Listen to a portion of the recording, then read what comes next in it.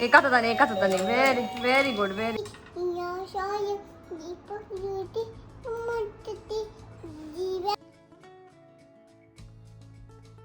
हे all very good morning to all of you. तुम्हा सर्वांचे एका नवीन ब्लॉगमध्ये खूप खूप स्वागत करते.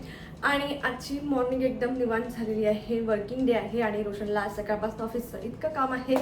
सो अनेक आश्चर्याची गोष्ट सांगते, पण मला खूप आनंद झाला. तिने स्वतःहून म्हटलं, उठलो आम्ही बेडवरनं नानू आणि मी, आणि मला ती कहते, मम्मा पोहे खायचे का पोहे. म्हटलं वाव तुला पोहे खायचे नानू. एकदम उठल्या बेडवरून असं तिने मला म्हटलं. तर ती म्हणते हो मम्मा. म्हटलं चल मग मी बनवते तुझ्यासाठी. तर तिला भूक लागली असणार आहे आणि तिला दुसरं काही आठवलं नाही तर तिने पोहे म्हटलं, कारण आता मागच्या 2-3 दिवसात तिला पोहे बऱ्यापैकी खाण्यात आले आणि तिला आवडले ते. सो ती म्हणते की पोहे. म्हणजे ठीक आहे मी बनवते. नाही जाऊ दे ना आपण हॉटेलमध्ये जाऊ म्हणते. जनरल तिला माहित आहे ना आम्ही विकेंडला ब्रेकफास्टसाठी बाहेर जातो. सो तिच्या डोक्यात कुठेतरी ते काहीतरी असणार आहे. सो ती मला अशी म्हणलं नाही गं बेटा आज वर्किंग डे, बाबाचं ऑफिस आहे, आपण हॉटेलला नाही जाऊ शकत, मी घरी छान बनवते तू खा.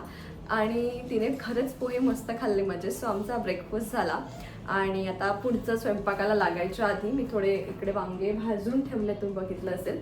सो आज वांग्याचं भरीत आणि भाकरी असा बेत आहे जेवणाचा.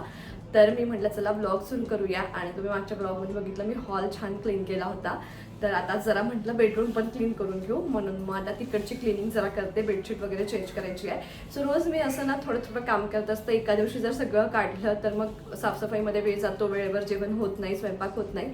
सो माझं असं काहीच असतं की आज हे केलं तर उद्या ते, म्हणजे घरही नीटनेटकं स्वच्छ आणि छान क्लीन राहतं आणि आपली कामं पण रोजच्या रोज व्यवस्थित वेळेत आवरतात. सो आता मी बेडरूम क्लीन करते. त्यानंतर आज तूप बनवायचं आहे, तर ते तुमच्याशी म्हणजे ऑलरेडी मी बरेचदा शेअर केलं आहे. आणि आता मला बऱ्याच कमेंट्स पण आल्या आणि दॅट्स ट्रू, मी मान्य पण करते की तूप बनवताना तुझी बेरी खूप निघते आहे. ॲक्च्युली मला आधी तूपच बनवता यायचं नाही. आजकाल मी छान शिकली आणि मी बनवते आहे, पण त्यात बेरी जास्त निघते. तर मला माहिती नाही ते का बरं. मी जशी प्रोसेस मला माहिती आहे तशी करते आणि तीच तुमच्याशी पण मी शेअर केलेली आहे की अशी काहीशी मी प्रोसेस करते. पण मी बाकीच्यांचं जेव्हा तूप बनवण्याची प्रोसेस बघते तेव्हा बघते की ते बेरी जी आहे ती एकदम बारीक होते आणि असं जाड राहत नाही माझ्यासारखं, आणि खूप कमी असते, पण माझी ती जास्ती निघते. का मला पण माहिती नाही. जर तुम्हाला माहिती असेल तर प्लीज मला कमेंटमध्ये सांगा. नेक्स्ट टाइम मी तसं ट्राय करण्याचा प्रयत्न करेल की त्या पद्धतीने बनवण्याचा प्रयत्न करेल. पण आज माझ्याकडे भरपूर साय जमा झाली आहे तर मी त्याचं तूप बनवते. प्लस आज इंटरेस्टिंग गोष्ट म्हणजे मी मेकअपचे भरपूर प्रोडक्ट्स नायकाच्या सेलमधनं ऑर्डर केले होते, ज्याचे बॉक्सेस मी अजून ओपन केले नाही आहे.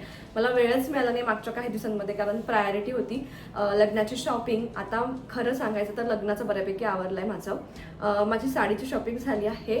ज्वेलरीचं आजच माझं फिक्स झालं आहे की मला हे घ्यायचं आहे. कुठनं काय ऑर्डर करते वगैरे वगैरे मी तुमच्याशी सगळं काही शेअर करेल. जर तुम्ही मला इंस्टाग्रामवर फॉलो करत नसाल तर नक्की फॉलो करा, तिथे मी तुमच्याशी शेअर करणार आहे ज्वेलरीचं. मेकअप आर्टिस्ट मी शोधते आहे नागपूरमध्ये. बऱ्यापैकी कॉन्टॅक्ट्स मिळाले आहे.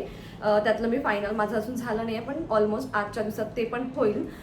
त्यानंतर रिसेप्शनसाठी मी काही घ्यायचं की नाही घ्यायचं खूप जास्ती कन्फ्युज्ड आहे, कारण माझ्याकडे लाचा आहे तर तो मी यूजच केला नाही आहे. आणि मी असा पहिले विचार करत होते की लग्नामध्ये मेकअप आर्टिस्ट नाही ठेवायची, स्वतः मेकअप करायचा, मागच्या वेळी केला तसा. पण समहाव मला कुठेतरी वाटायला लागलं आहे की ती साडी जी आहे ती व्यवस्थित मला ड्रेप तर करता येतच नाही. मग घरी माझ्या बहिणीला मी खूप त्रास देते की मला परत घालून दे, मला हे जमलं नाही. मग तिची पण तयारी राहते. त्याच्यात म्हटलं नको, आपण मेकअप आर्टिस्ट बोलवूया साडी आणि हेअरस्टाईलसाठी, कारण मला हेअरस्टाईल्स काही करता येत नाही. मला फक्त एवढं कळतं की ओपन हेअर्स ठेवायचे किंवा जास्तीत जास्त मी क्लचर लावू शकते. सो म्हणून मग ते काही ट्रेडिशनल साडीवर सूट होणार नाही, म्हणून मला वाटलं की हेअरस्टाईल आणि साडी ड्रेपिंगसाठी आपण कोणाला तरी बोलवू. पण आम्हाला अगदी सकाळी निघायचं आणि मी माझा मेकअप करेल, मग ती वेगळी येईल, मग ती मला वेगळी हेअरस्टाईल प्लस साडीसाठी वेळ घेईल, तर ते नाही जमणार. म्हणून मी कुठेतरी डिसाईड केलं ठीक आहे आपण लग्नातला मेकअप करून घेऊ आणि छान असा गेटअप पण व्यवस्थित दिसेल मग मेकअपमुळे. पण सगळे मला म्हणतात तू मेकअप आर्टिस्टकडनं नको करू, कारण तुला तो सूट नाही करत, तू स्वतः करते तोच छान दिसतो, असं सगळे म्हणतात.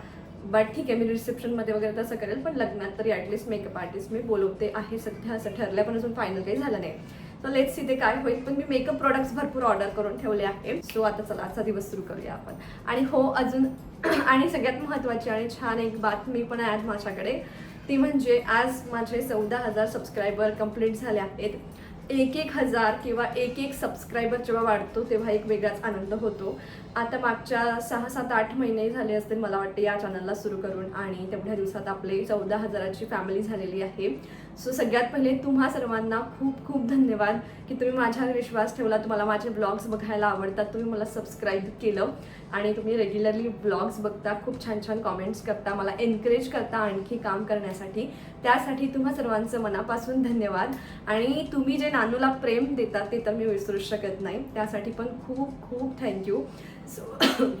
सो अशीच तुमची साथ नेहमी राहू दे आणि पटापट आपले 100K होण्यासाठी मला हेल्प करा. तर तुम्ही अजून सबस्क्राईब केलं नसेल तर सबस्क्राईब करून घ्या आणि आजचा ब्लॉग कसा वाटतो हे नक्की कमेंटमध्ये सांगा. आणि मग माझ्या दिवसाची सुरुवात क्लिनिंगपासून झाली असं म्हणू शकता. सो सगळ्यात आधी बेडरूममध्ये मला ह्या खिडक्या क्लीन करून घ्यायच्या होत्या.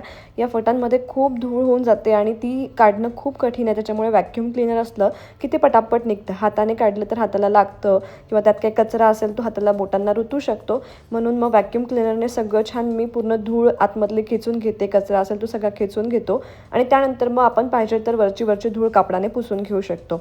सो म्हणते चला आज खिडक्या क्लीन करून घेऊ.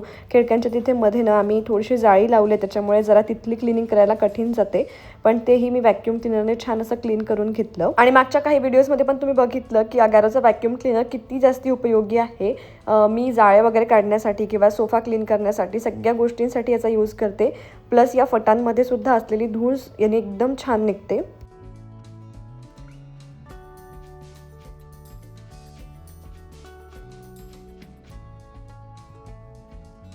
आणि हे बघू शकता विंडोमध्ये किती धूळ होती, पूर्ण छान अशी क्लीन झाली आहे आणि एकदम आता पूर्ण धूळ वगैरे सगळी निघून गेली आहे. तर बिफोर आफ्टर रिझल्ट तुमच्या डोळ्यासमोर आहे. आणि त्यानंतर मला मॅट्रेससुद्धा क्लीन करून घ्यायची होती, कारण जेव्हाही मी बेडशीट चेंज करते ना, मी मॅट्रेससुद्धा व्हॅक्यूम करून घेत असते. नेहमी मॅट्रेस क्लीन ठेवली, बेडशीट चेंज केली म्हणजे कुठली स्किन ॲलर्जी होत नाही. सो या गोष्टींची काळजी आपण नेहमीच घेतली पाहिजे, कारण यावर खूप धूळ असते जी आपल्याला दिसत नाही. सो येस, मी हे सगळं करत होते तेवढ्या वेळात अनायाचं बाहेर खेळणं चाललं होतं. म्हटलं तेही तुमच्याशी शेअर करावं. कुठली पण घे.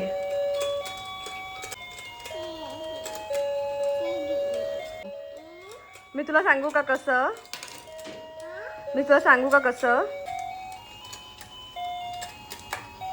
हां, उचल पटकन उचल.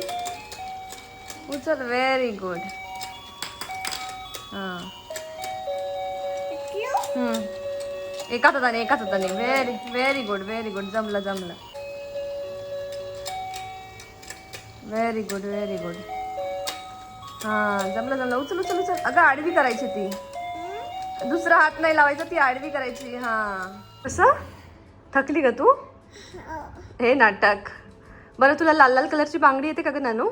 कसं येते? लाल कलरची बांगडी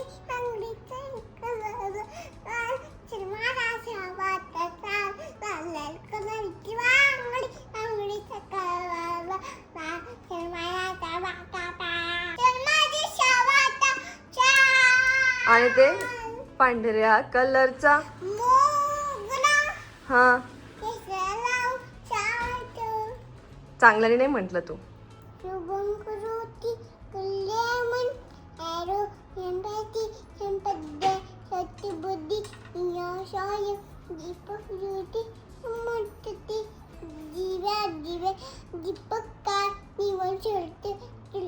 कानी कुंडल मोती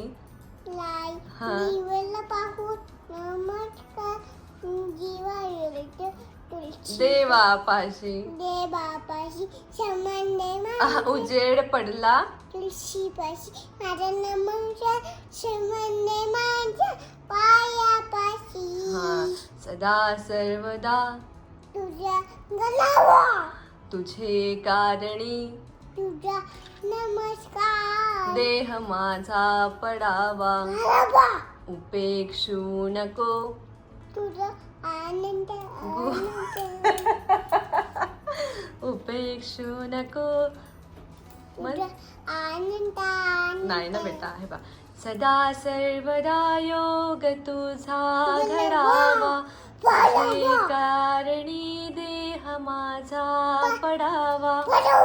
उपेक्षू नको गुणवंता अनंता, प्रभू नायका मागणे हेच आता ज्या ज्या ठिकाणी मन जाय माझे. तू व्यवस्थित माझ्यासोबत म्हणा दे.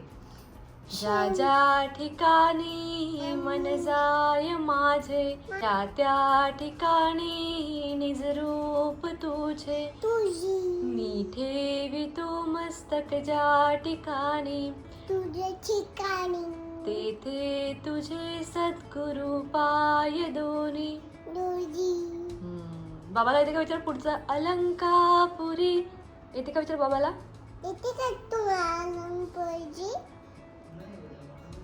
अरे आता मम्माला बाबाला शिकावं लागेल हो ना नानू.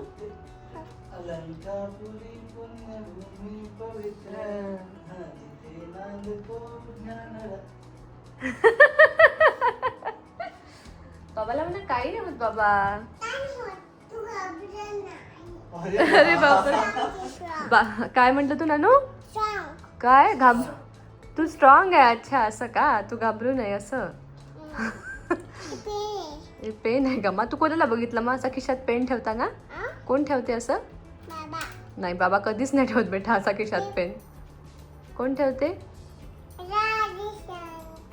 ठेवते का रोशन. काय झालं ग. घे. आणि त्यानंतर डायरेक्ट 5 वाजता मी ब्लॉग शूट करायला घेतला. सो संध्याकाळी मी अनायाला रोज एक काहीतरी फ्रूट खायला देते. आणि आजकाल आम्हाला या लहानपणीच्या बॉटलची खूप आठवण येते. आम्हाला मोठी बॉटल नको आहे. आम्हाला यानेच पाणी प्यायचं असतं. आणि मग तिला रेडी करून मी गार्डनला घेऊन गेली. कोणासोबत. मम्मासोबत. का बरं बाबासोबत मी चालली आज. बाबा कुठे चालले. बाबा कुठे चालले. बाबा हे बॉटल घेऊन ऑफिसला जातात का. हे बॉटल घेऊन बाबा ऑफिसला जातात का. असं खरंच. कोणता कलर आहे शाळा. हो का बेटा ऑरेंज कलर आहे तो. वाव खूपच छान आहे का ऑरेंज कलर. आणि आजकाल आमची मस्ती जरा वाढलेली आहे. मोठ्या मुलांना आम्ही बघतो की ते काय करतात तसं तसं आम्हाला करायचं असतं. सो तिला कितीही म्हटलं स्टेप्सवरनं जाता नाही. तिला इथनं चढायचं आणि इथनंच उतरायचं असतं. सो आता जसं जसं वय वाढतं तसं तसं शाळेत जाईल. नवीन नवीन गोष्टी एक्सप्लोअर करेल. तर ह्या सगळ्या गोष्टी पण फेस कराव्या लागणार आहेत. पण होईल तेवढं मी तिला वाईट गोष्टींची सवय नाही लागायचा प्रयत्न करते. पण त्या लागतातच. ऑलमोस्ट अर्धा पाऊण तास आम्ही खेळलो. आणि त्यानंतर माझं एक पार्सल आलं होतं तर मला घरी यावं लागलं ते घेण्यासाठी.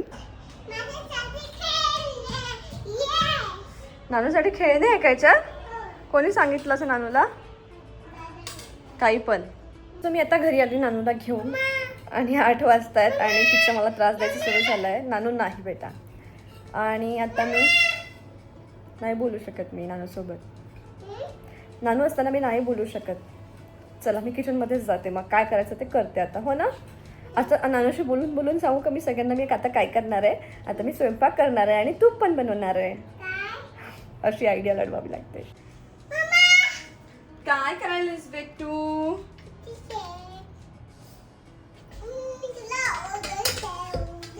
ओदलताय तू मला. आणि का बरं ओदलताय तू मला. नको ना ग ओरडू मला. सो इथे गॅसवर दूध सांडलं तुम्हाला दिसत असेल तर ते प्लीज इग्नोर करा. मग अशी दूध गरम करताना ते सांडलं होतं. म्हटलं चला स्वयंपाक झाल्यावर आता गॅस क्लीन करू तेव्हाच आपण ते क्लीन करू. सो घाईघाईने मी मग अशी गार्डनला निघून गेली होती. तिथून आल्यावर म्हटलं चला आता तूप बनवायला घेऊ. तर हे तूप बनवायला तर मी घेतलं. पण मागच्या वेळी मला सगळ्यांनी सजेस्ट केलं होतं की डीप फ्रीज कर साय. आणि तसंच मी केलं होतं. तर मी इथे आल्या आल्या ती साय बाहेर काढून ठेवली. म्हणजे एक 15-20 मिनटं बाहेर होती. पण त्या सायचं काहीच झालं नाही. तो तसाच गोटा होता. आणि मला कळत नव्हतं की आता मी हे मिक्सरला कसं फिरवू. कसं बसं मी ते खलबत्त्याने पूर्ण साय फोडण्याचा प्रयत्न केला. वेगवेगळे तुकडे केले. आणि त्यानंतर मग तो थोडासा मिक्सरमध्ये त्याचा लोण्याचा गोळा बनायला हेल्प झाली. आणि फायनली लोणी तयार झालं. ते छान असं धुवून घेतलं. ते धुतलं आणि एका जाड बुडाच्या कढईमध्ये म्हणजे स्टीलच्या कढईमध्ये ते मी गरम करायला ठेवलं. आता प्रत्येक वेळी मी काय करते जेव्हा तूप गरम करायला ठेवते तर ते एका बाजूला गरम होत राहतं. आपलं तूप तयार होत राहतं. मी मध्ये त्याला जाऊन अजिबात काही फिरवत वगैरे नाही. पण माझे ना मग एका वेळी ते गोळे बनायला लागतात. म्हणजे बेरी खूप जास्ती निघते. यावेळी म्हटलं आपण तसं करू नये. मध्ये न तूप बऱ्यापैकी फिरवत राहू. सो बघू काहीतरी चेंज होतो का. आणि खरंच झाला. सो इकडे तूप गरम करायला ठेवलं आणि एक 5-5 मिनिटांनी त्याला चम्मचने मी छान फिरवून घेत होते. म्हणजे जेव्हा ते बेरी बनायला सुरुवात होते ना, तेव्हा त्याच्यामध्ये गोळे न होता ते छान असं बारीक बारीकच राहिलं. आणि तूप बाजूला होत आहे तेवढ्या वेळात मी माझा स्वयंपाकसुद्धा आवरला. सो रोशन आणि अनायासाठी मी इथे अंडा भुर्जी बनवली होती आणि बाजूला मधून मधून तुपाला सुद्धा मी फिरवत होते.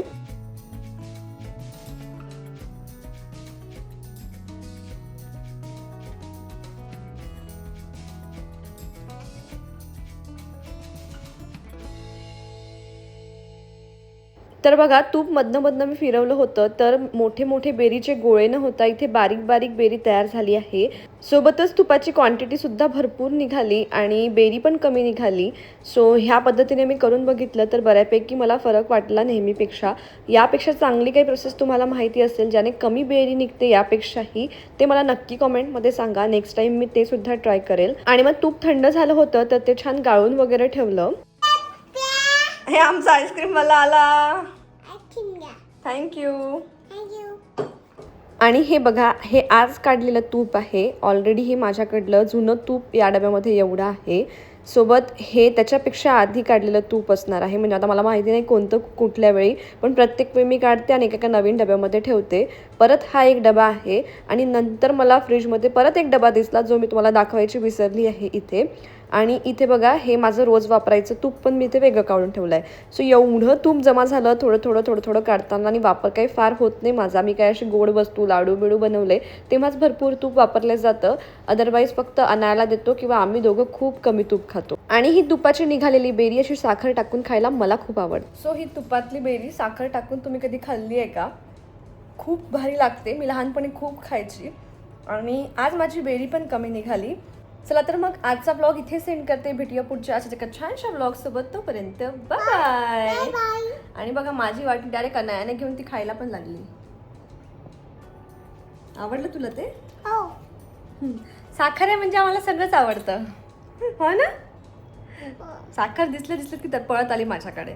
सो हिच्यामुळे मी चॉकलेट साखर हे खूप कमी केलं आहे किंवा अवॉइड करते.